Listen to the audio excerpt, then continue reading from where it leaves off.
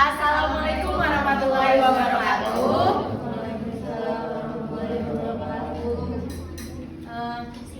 Di sini kami ingin menjelaskan tentang produk makanan dari Berries Mochi. Baik, di sini kami akan menjelaskan yang pertama-tama itu mengenai bahan-bahannya akan dijelaskan oleh Putri Nurhaliza. Bahan-bahannya yaitu bahan buat si adonan mochi itu ada tepung ketan, gula pasir, susu, sama garam. Buat isiannya ada coklat sama stroberi.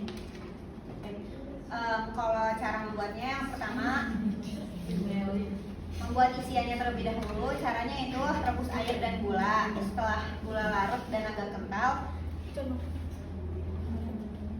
aduk rata, matikan kompor dan sisihkan. Selanjutnya membuat kulit mochi, campurkan tepung ketan, terigu, santan, gula, garam, dan wadah tahan panas. Aduk rata, jangan sampai ada yang tergumpal gitu. Panaskan, lalu dikukus. Setelah mendidih, masukkan adonan dan kukus selama 30 menit, lalu angkat. Aduk adonan dengan menggunakan sendok nasi sampai lembut. Taburkan sedikit tepung sagu pada adonan dan tangan agar tidak lengket di tangan. Ambil sedikit adonan, isikan dengan isian sesuai selera, kemudian bentuk bulat. Ulangi sampai adonan kue habis. Mochi siap disajikan. Selanjutnya mengenai tentang BPOM. Jadi di sini kan baru UMKM ya. Nah, yang pembuatnya ini belum mendaftarkan BPOM-nya.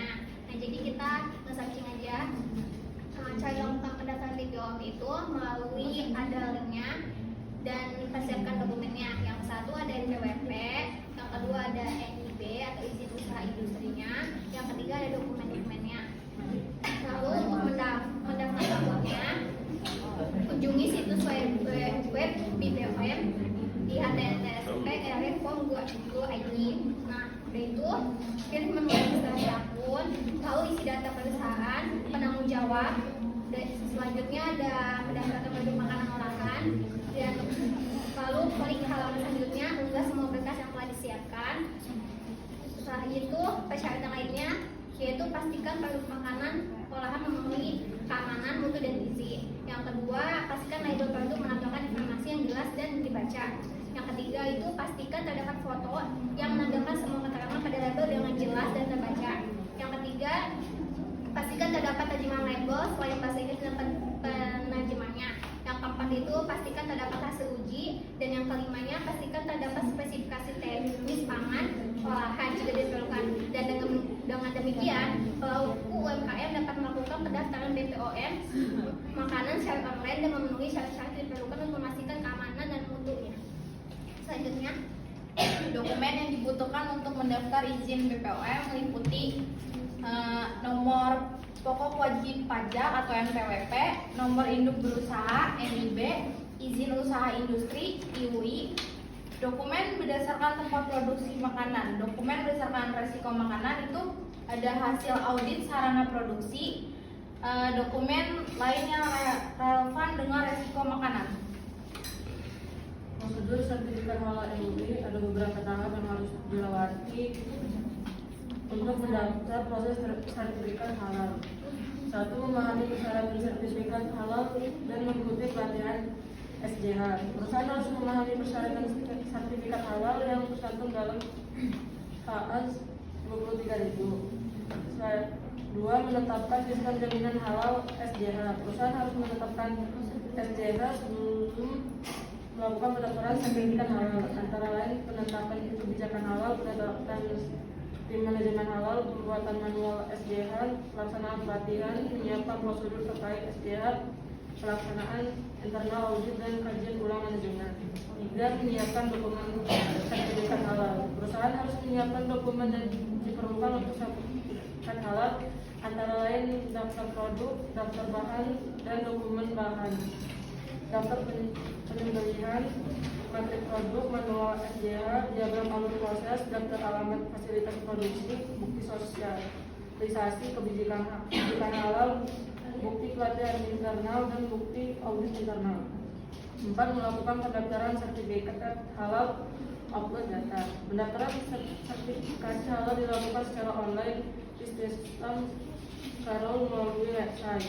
Perusahaan harus membaca user manual Karol terlebih dahulu untuk memahami prosedur sertifikasi halal yang dapat diunduh. 5. Melakukan monitoring, audit, dan pembayaran akan sertifikasi. Setelah melakukan upload data sertifikasi, perusahaan harus melakukan monitoring, audit, dan pembayaran akan sertifikasi. 6. Pelaksanaan audit. Audit dapat dilaksanakan apabila perusahaan sudah lolos per audit dan akan sudah disetujui. 7. Melakukan monitoring pasca audit setelah melakukan upload data.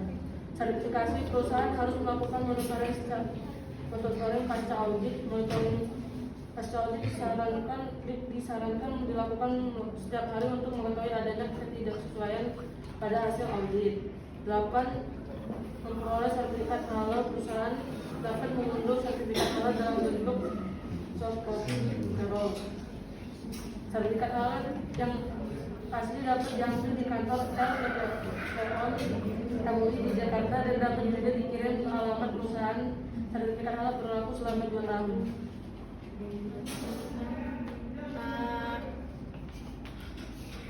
Untuk penjualan pertama kali dari tahun 2023, untuk kalian yang pengen nyobain Berries Mochi, buka aja IG-nya @berriesmochi.id. Mereka juga buka stand setiap hari Selasa dan Kamis di depan Hotel Royal Krakatau, atau untuk hari Minggu buka di depan Stadion Krakatau Steel. Untuk harganya under 20 sampai 60 ribu. Sekian cukup presentasi dari kelompok kami, kurang lebihnya mohon maaf. Wassalamualaikum warahmatullahi wabarakatuh.